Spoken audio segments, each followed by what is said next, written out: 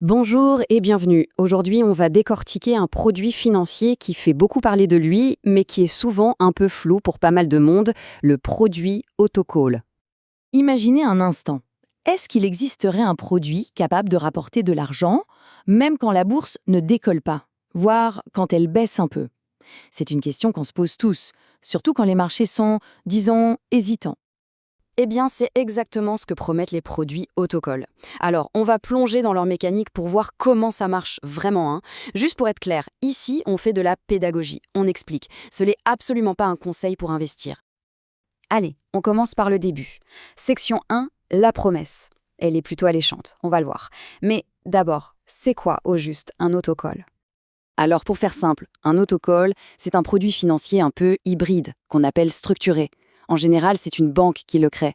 Pensez-y comme un assemblage. Il y a une partie qui ressemble à une obligation et une autre partie composée d'options. Et tout ça, sa performance, eh bien, elle va dépendre de l'évolution de ce qu'on appelle un sous-jacent. Ça peut être une action ou carrément un indice comme le CAC 40. Et son nom, autocall, ça veut tout dire. Rappel automatique, c'est sa grande particularité. Bon, maintenant qu'on a la définition de base, passons à la deuxième section. On va soulever le capot et regarder le moteur. Quels sont les trois mécanismes qui font tourner un autocall? En fait, tout repose sur un trio de mécanismes. D'abord, le coupon. Mais attention, il est conditionnel. Qu'est-ce que ça veut dire? Ça veut dire qu'on ne le touche que si le sous-jacent est au-dessus d'un certain niveau à une date précise. Deuxièmement, le fameux mécanisme d'autocoll.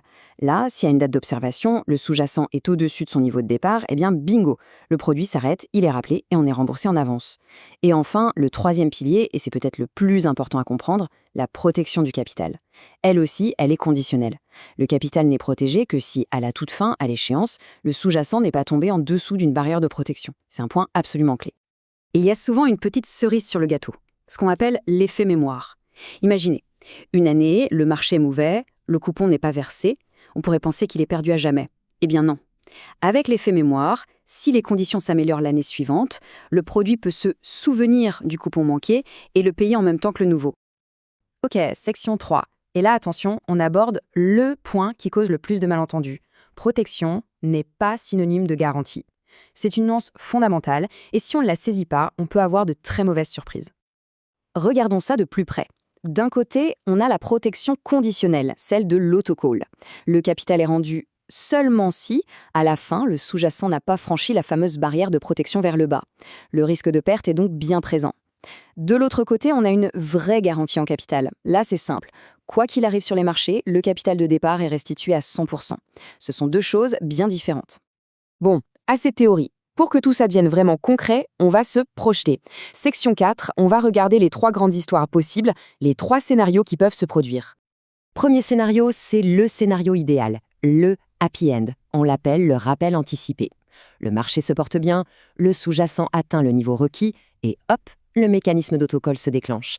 Le produit s'arrête plus tôt que prévu et on récupère son capital de départ plus le ou les coupons promis. Tout le monde est content. Deuxième scénario. Celui-ci, on va dire que c'est le résultat neutre. Le produit va jusqu'au bout de sa vie, il n'y a pas eu de rappel anticipé, le sous-jacent a baissé, c'est un fait, mais il a eu la bonne idée de rester au-dessus de la barrière de protection finale. Qu'est-ce qui se passe? On récupère 100% de sa mise de départ, pas de gain, mais pas de perte non plus. Et puis, il y a le troisième scénario, celui qu'on espère ne jamais voir, la perte en capital. Là, le sous-jacent a vraiment dévissé, et à la date d'échéance, il est passé sous la barrière de protection. À ce moment-là, la protection s'envole et la perte subie sera directement liée à la chute du sous-jacent. Ce dernier scénario nous amène tout droit à la section 5. Et c'est une section qu'on ne peut pas survoler, les risques. Parce que oui, il y en a et il faut les connaître sur le bout des doigts. On peut en lister 5 principaux. Premièrement, le risque de perte en capital, on vient d'en parler. Deuxièmement, le risque de crédit. Eh oui, le produit est émis par une banque. Si cette banque fait faillite, c'est un vrai problème. Troisièmement, le risque de liquidité. Ça veut dire que si on veut récupérer son argent avant la fin, ça peut être compliqué. Quatrièmement, le risque de complexité. Avouons-le, c'est pas le produit le plus simple du monde. Et enfin, bien sûr, le risque de marché. Le sous-jacent lui-même peut être très volatile. S'il y a une phrase à graver dans le marbre, c'est celle-ci. La perte est proportionnelle à la baisse du sous-jacent. C'est la règle du jeu, froide et implacable, dès que la barrière de protection est franchie. Bon, on a fait le tour de la machine, on a vu les scénarios, les risques. Alors, au final, qu'est-ce qu'on doit vraiment retenir de tout ça? Voici la conclusion. Un autocall, c'est un mécanisme assez ingénieux. Il prend la volatilité des marchés et essaye de la transformer en une opportunité de rendement. Mais, et c'est un grand mais, cette transformation a un coût. Le coût, c'est d'exposer son capital à des risques qui sont loin d'être négligeables. La vraie question, ce n'est donc pas de savoir si les autocolls sont bons ou mauvais. La vraie question, c'est de savoir si cet échange entre un rendement potentiel attractif et un risque de perte bien réel correspond à ce qu'on recherche.